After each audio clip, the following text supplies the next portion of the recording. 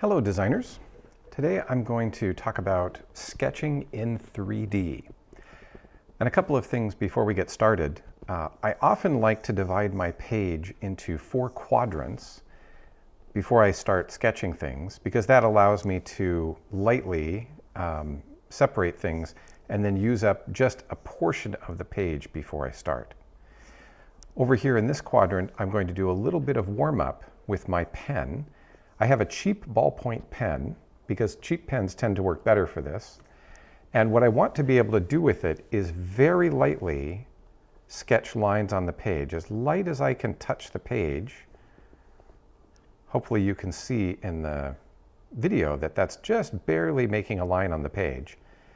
And then a little bit darker, I'll make a few lines medium weight, and then some dark lines by pressing hard.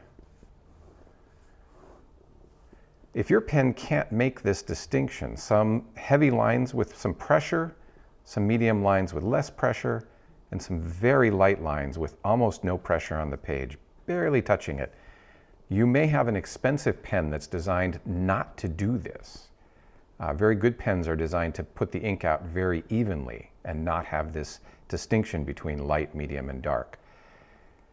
If that's the case, I want you to grab one of the cheap pens and work with that, because that will give you this capability, which is important in sketching.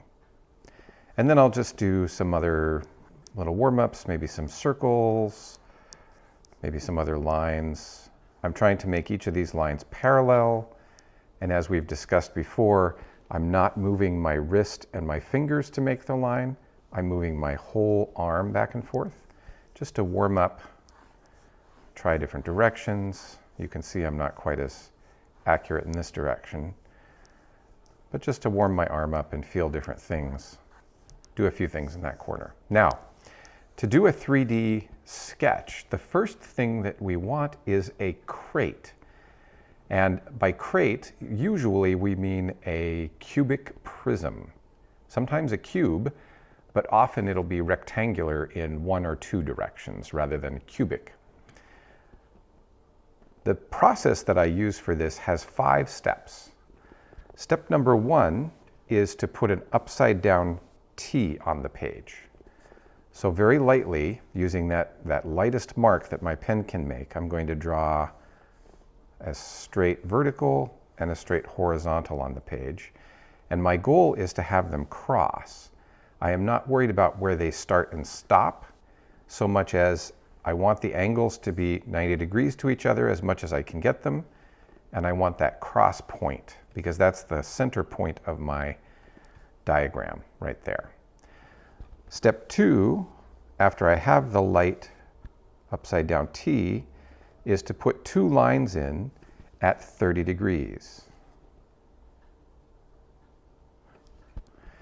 It doesn't so much matter that they are exactly 30 degrees, but something about 30 degrees is what we're looking for. And I'm worried again, not about where the lines start and stop, but about where they cross and about the angle that they're at. So this should be about 30 degrees. Mine's a little bit high. It's very easy for us to do it at 45 degrees because that's half and half, and our brains find that easy to mark out. But a 45-degree line comes out very sharp. If I do a couple little cubes down in this corner, I'll show you what I mean. 30 degrees looks pretty natural to our eyes. 45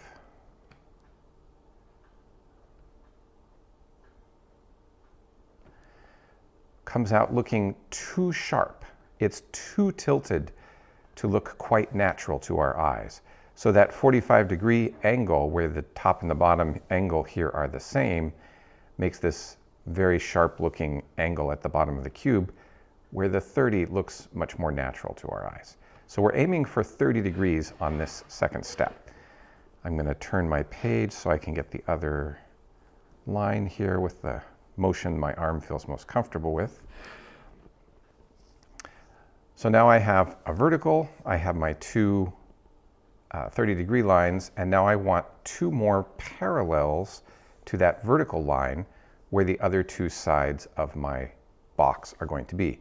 In this case, it's a cube, So step 3 is I have my horizontal, vertical, and my angles, and now I want 2 additional parallels to that center line. So I'm going to do what's called ghosting here. I'm not touching the page. I have my pen over the top, but I'm just moving my arm along that line to feel what it feels like. And then I'll pick, this looks good. We'll pick right here.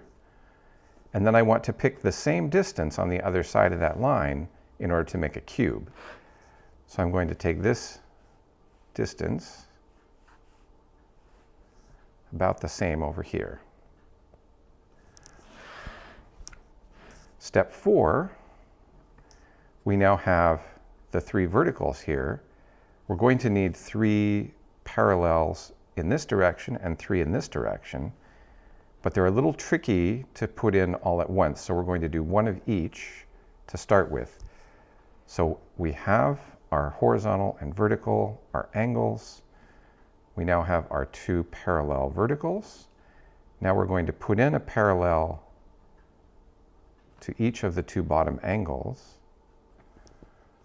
like that. So I'm going to ghost over this angle to get a feel for that angle in my arm. And then I want my distance vertical here to be the same as the distance horizontal there. So it's going to be about right here. I'm just going to put a dot there so I know what I'm aiming for, and then I'm going to try to put a parallel to this line through that point. Again, I'm not worried about where it starts and stops. Worried about making the angles the same between these 2 lines, and worried about coming through that point. And then I'll do the same thing on this line. I want a parallel to this one, and I want it to go through that point. And then finally, we need the back 2. So we have almost all of it done. Have our verticals, we have this horizontal, we have this horizontal. Now we need, I should have darkened these 2, just realized that.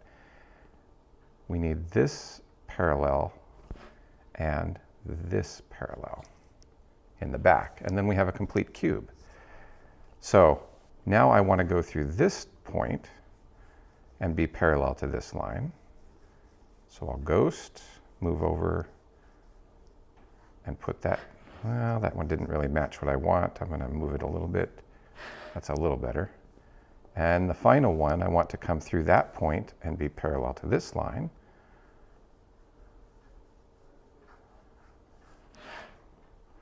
And now I have my basic crate drawn. Now that I've got it finished in the lightest line, I'm going to go back with my medium line and just fill in the lines that belong to the crate. I'm not going, now I actually care about where the lines start and stop. I want them to meet at the corners and show a very clean picture of the parts that belong to my diagram versus the parts that were guidelines. And there's my nice clean crate. Now, what am I going to do with that? We'll talk about that in the next video.